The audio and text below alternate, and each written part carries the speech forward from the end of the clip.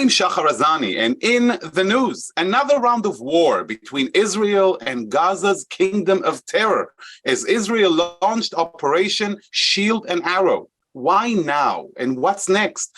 To understand it all a bit better, it's a pleasure to welcome to JBS, all the way from Israel, Brigadier General retired Amir Avivi, founder and CEO of Habitchonistim, Israel's Defense and Security Forum.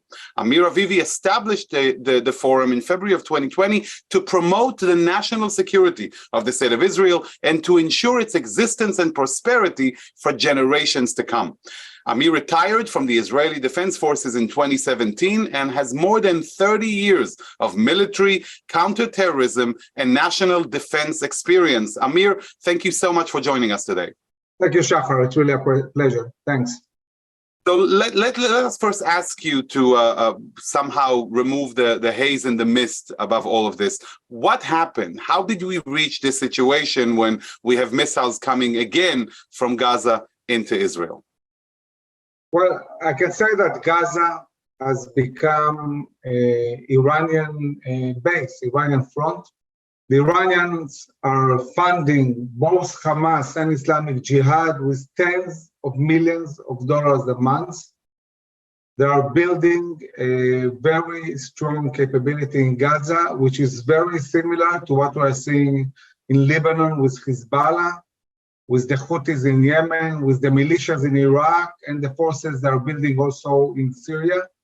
Iran is basically surrounding Israel with rockets, missiles, UAVs, and commando forces on our borders. And what we're seeing is Gaza is pretty much very similar to what we see in Lebanon. It's the same logic.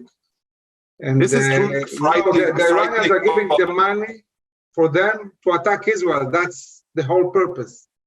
And why now? What happened now that we are seeing another round? Was there anything specific? I think this is affected by many, many things. You know, looking first of all at the global changes, the last year has been dramatic. We've seen the Russian-Ukrainian war, the West imposing sanctions on the East. And in this context, we see the East getting closer together. I'm talking about China, Russia, and Iran. All of these entities are under sanctions. And they want to overcome the West sanctions, and the way they do it, are building an Eastern ecosystem and bloc that is intended to really deal with the Western capabilities and extend their influence all over the place. We see it in the Pacific, we see it in Europe, and we also see it in the Middle East.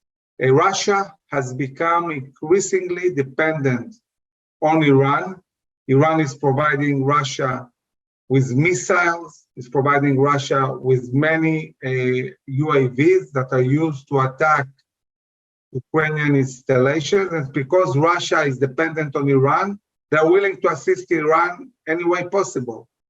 At the same time, we see the US less willing to really lead in the Middle East. I think the US has a lot of bad experience investing in Iraq and in Afghanistan, of wars which have resulted with no real achievement. So today we see the administration much more focused on the Pacific. The US is building huge bases in the Philippines. It's trying to challenge China in the Pacific and prevent them from invading in Taiwan.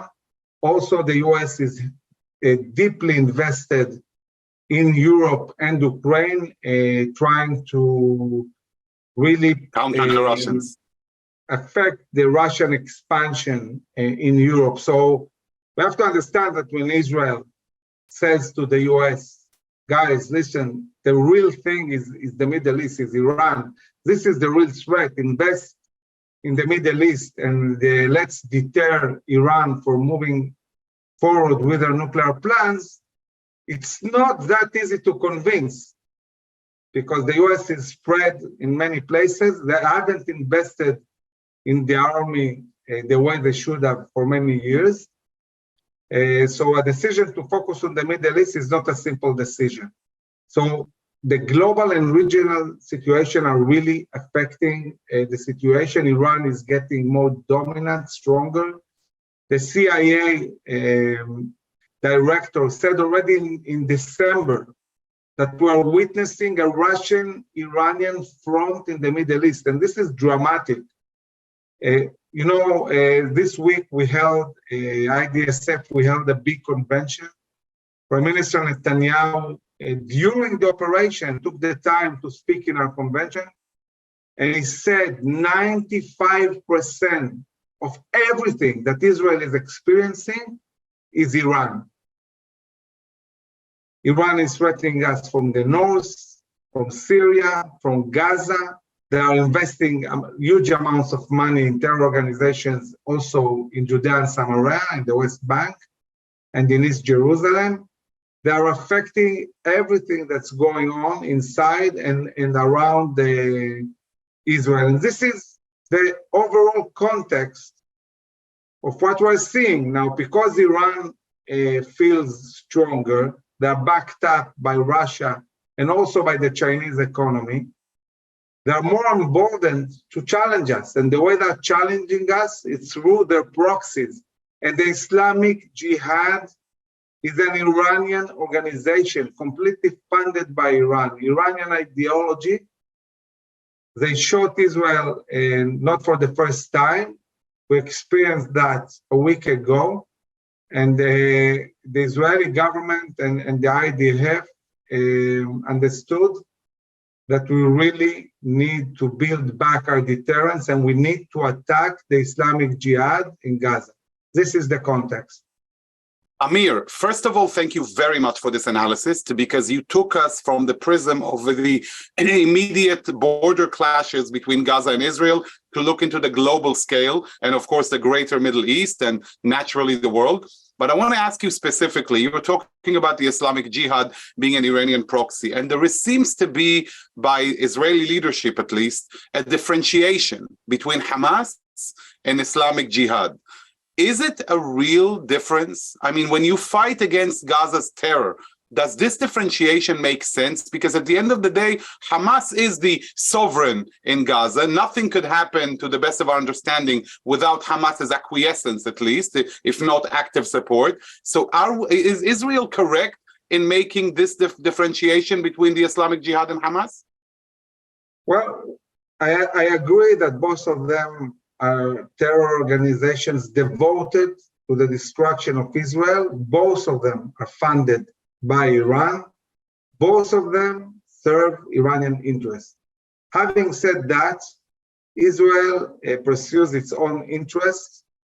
And at this specific moment, for us, it's good to do this differentiation. We want to destroy Islamic Jihad capabilities in Gaza. We are not interested at present in a large-scale operation in Gaza against Hamas.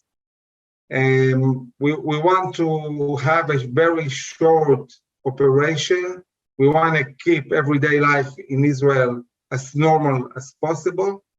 It's about the economy, it's about tourism, it's about the society's resilience. We know that at the end of the day, we'll have to deal with Hamas at some point. Hamas, during Passover, shot with its forces from Lebanon and Syria. Hamas is becoming a real strategic threat. They're projecting into the Negev with the Bedouins. They're projecting into the Galil. They're affecting terror in East Jerusalem and in Judea and Samaria. They have become a regional player. We know they're a big problem, but Israel is preparing and focusing on one main mission, and this is dealing with the Iranian nuclear military program. This is our main mission. Iranians would love to see Israel really invested in Gaza and the Hamas issue and diverted from the main mission. And we are not going to divert. We know what's the real threat, the big one, the strategic one. It's Iran. This is the head of the snake. This is what we need to deal with. So we're not interested at present to expand the operation in Gaza. Islamic Jihad, unlike Hamas, doesn't have a responsibility for the society in Gaza. They don't have any responsibility for the economical situation. And Hamas has many more things they need to take in account because they are responsible for the overall society in Gaza. They need Wait, Amir, I want to ask you something there before you touch on the societal issue. It's a very important issue, but I want to ask you one more question, which is really bothering so many of our viewers and people here in the United States. We live in a continuous and perpetual state of deja vu. We have seen this round of escalation and violence between Gaza's terror and Israel. How many times? And it always plays by the same scenario of the missiles, the last blow, the ceasefire, Iron Dome. Even the talking points have always remained the same, up to a point where you can just replay the videos. At the same time, even though there are some who claim, and maybe you can address this issue, that the prime minister's strategy has always been to make a differentiation between the West Bank and Gaza in a state of divide and rule, Hamas and the terror organization in Gaza do not keep quiet. Every year, they become more sophisticated, more powerful. Their abilities continuously improve. And people in the south of Israel and in the center, but have been suffering for so many years. You know, you hear of teenagers who wet their beds at night. So I understand the overall strategy of countering the Iranian nuclear threat. But how viable is this as every year we progress? Even recently, we've seen Islamic Jihad boasting, sending an advanced missile against Israel or launching missile attacks against IDF airplanes. So what's the end game here? Because they're going to catch up to Israel's capabilities at some point. And just like we used to speak about the strategic corporal, we can talk about the strategic missile that may land somewhere even inadvertent, because we know they aim at all of Israel indiscriminately, and God forbid the results. So, you know, in the book I published this week in Hebrew, and hopefully will be released in English Congratulations. Thank you. And the book is entitled "We're Not Going Back," meaning we're not going back to, you know, a big exile from our land. We really need to work hard on making sure that we are able to secure the security and prosperity of Israel and the Jewish people for generations to come. And what I talk about there is what happened to us in Gaza. In Gaza, we took very, very bad decisions. We created this reality, and this reality will never, ever be something that we can do in Judah and Samaria. Basically, you know, between 67 to Oslo, Gaza was a non-issue at all. At best, you had stones thrown at soldiers. I can tell you that as somebody who served 30 years in the army, no serious officer would go and serve in the area of Gaza because there was nothing to do there. It was completely not interesting. We all served in Lebanon, maybe at a certain point also in Judah and Samaria, but mostly it was Lebanon. This was the real place to serve. And in Oslo, basically the first step was retreating from the main cities in Gaza and handing those cities to the Palestinian Authority. And this is still while we're in the settlements inside Gaza, we're controlling the Egyptian border and so on. The moment we left those cities, immediately afterwards, they started building military industries. And it took them only 6 years to go literally from the Stone Age to rockets shot at Sderot. It's unbelievable, and this is in a reality where we are surrounding these cities. This is in a reality we are controlling the Egyptian border. And even in this reality, because we didn't operate on an everyday basis inside Gaza cities, in 6 years they produced rockets. 6 years.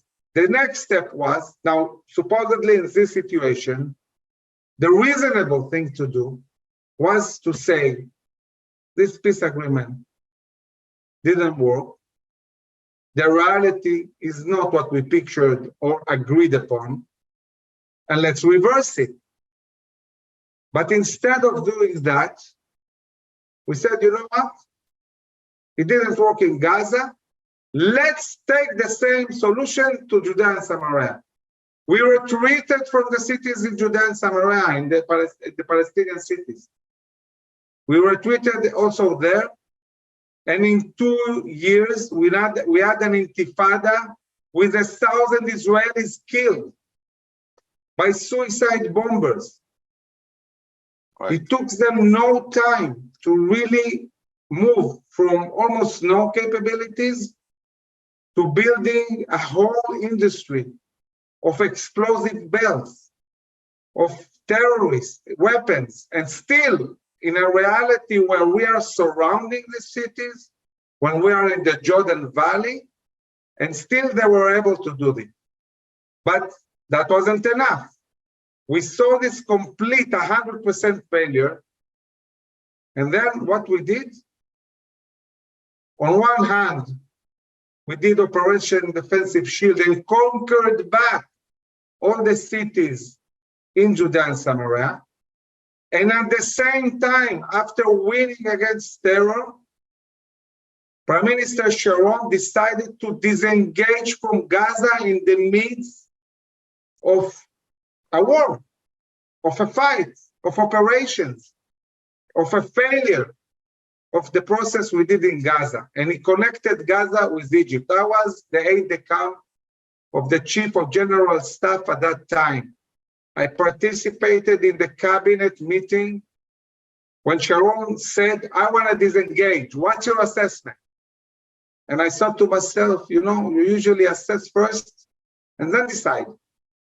But, you know, that's Sharon. And I remember the chief of staff, my chief of staff, Bogi Yalon, saying to Sharon, the prime minister, Mr. Prime Minister, if you connect Gaza to Egypt in this reality, in 1 year, Gaza will become Hamastan, Al-Qaedastan, and Hezbollahstan. This is what's going to happen. And you know what? It took exactly 1 year. And this is exactly what happened. Right. And now all of Gaza has become an Iranian post. This is the reality. Now, I want to tell you something. When politicians take these kinds of decisions, the army has no magical solution. There is no rabbit to pull from the hat. The politicians of Israel created a reality for the IDF and the Israeli people, which has no real viable solution, because today, in the reality we have today, conquering Gaza back is a whole different reality. It's a big, big war. You know, I remember General Yalon saying about Syria, and it goes the same for Gaza.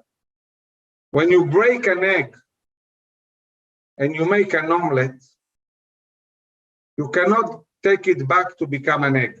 It won't go back to be an egg. An omelet becomes an omelet. Right. So when you do something, reversing it, it's not so simple. This is more of a shakshuka, to be honest. Yeah, exactly. It's a big shakshuka, and really, you see the formidable IDF with all our technologies, with our F-35, with our brave soldiers, placed in a reality where their options are not really big. And then you see that again and again and again, we are in a reality that really the problem is not going away. You know, we operate, we attack, we diminish their capabilities, and then we say, okay, let's have a ceasefire. And then from the moment we have a ceasefire, a year later, they build up again all the forces. Now, I want to emphasize the difference between Judea and Samaria and Gaza. In Judea and Samaria, we have full freedom of operation. We operate every day and every night in every single city. We foil terror attacks. We prevent the buildup of capabilities of rockets or missiles or things like that. Right. This is why it's not existent there.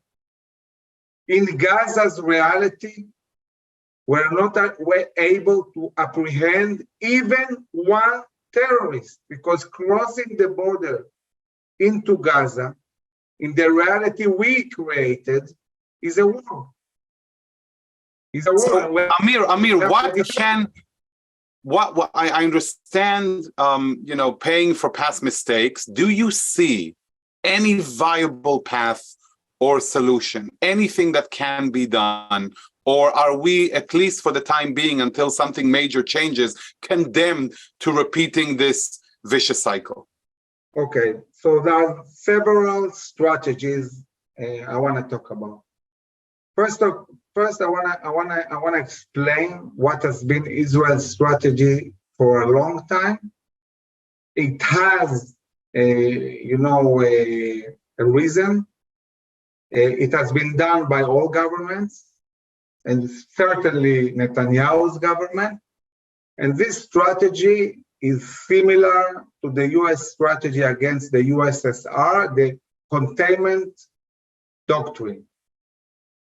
The containment doctrine, the idea is that Israel is saying the following. We know that occasionally they shoot. We know that occasionally we have to deal with that. But we are building our economy, we are building our society, we're building our technology. And when you look in the long term, especially looking at the last decade or two, when you look at Israel 15 years ago and say what happened in Israel in the last 15 years, it's unbelievable how much Israel grew, how much it became stronger economically, militarily, technologically, peace agreements. Many things occurred in the last decade and a half. In the same time, we see in the Arab world misery, wars. We see Arab Spring. We see Lebanon almost not functioning as a state. We know that Amir, that is one of the most important points that people need to understand. Iran is turning the lives of so many Arabs in the region into one long miserable path, whether it's Palestinians in Gaza, whether it's Lebanese under Hezbollah, and God forbid you see what's happening in Syria. And also Iran itself. Look what's going on inside Iran. Yemen, true. So the idea that was initiated by Ben-Gurion that says, let's do everything in our capability to postpone wars, big wars, as much as we can, grow our society, grow our economy, grow our tourism, grow our technology, and at the same time, while we're doing this build-up of force, because we are a strong economy and they are very weak, they cannot compete with us. You remember that when Reagan started doing a race with the USSR, and the US is a much, much bigger economy than Russia, Russia collapsed completely, disintegrated. And when we see what's going on, you know, until a year ago, I think everybody would agree, this is actually working. You know, and sometimes we feel, you know, the society says, why aren't you attacking stronger? Why aren't Right. you conquering Gaza? Why aren't you doing this and that? Well, if all the governments didn't do it, we need to understand the reasoning. And the reasoning is we are not looking to involve the Israeli society in big wars.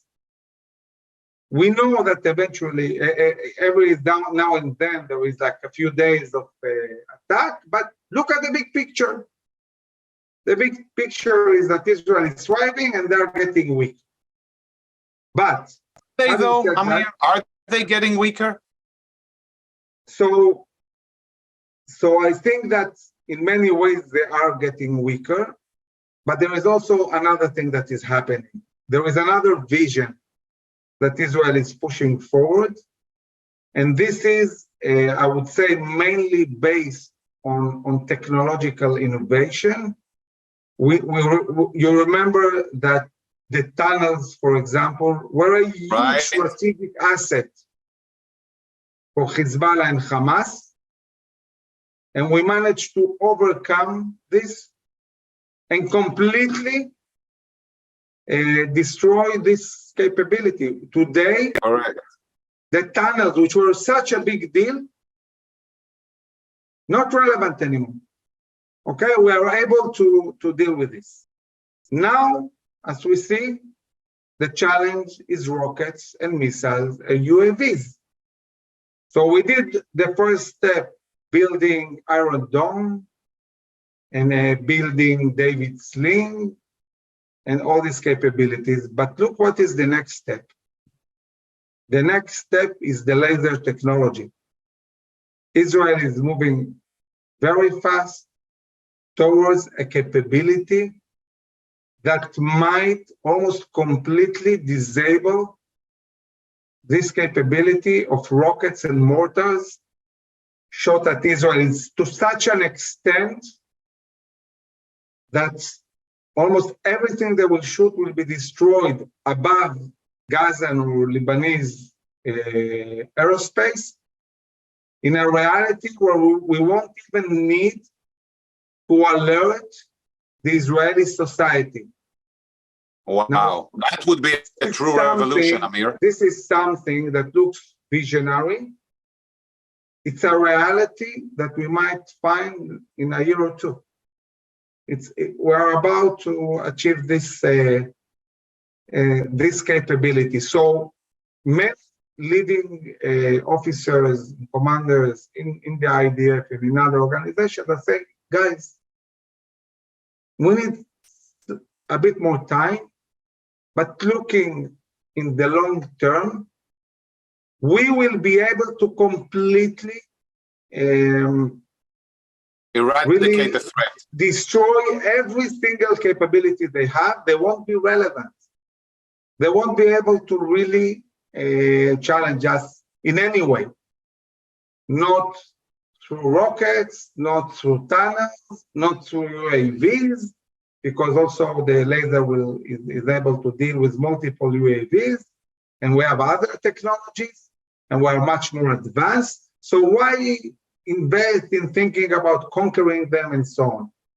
Right. So these are two very interesting visions: the containment and our technological edge and what we can do. But we're in a very unique moment where the reality is that they have a lot of military capabilities, both Hezbollah, Gaza, Syria, Yemen, Iraq, Iran.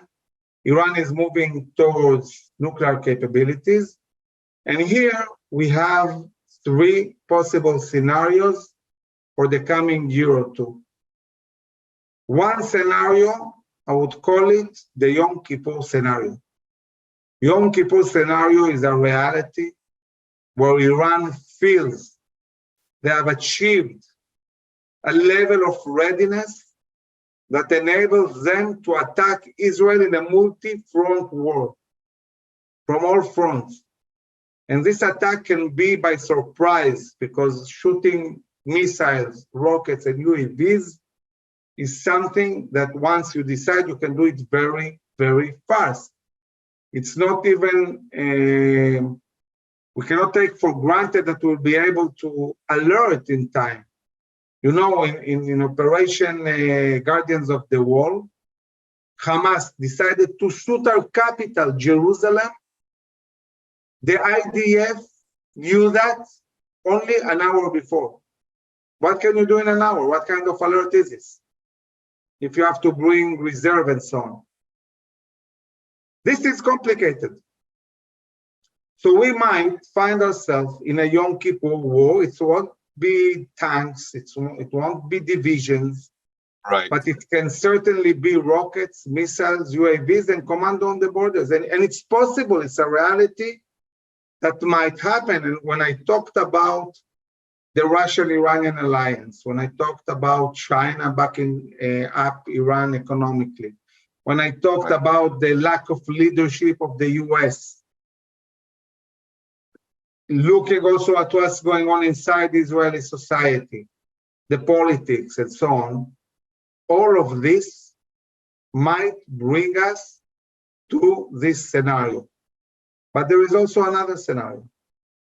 And the other scenario is a six-day war scenario. In this scenario, Israel takes the initiative. Why?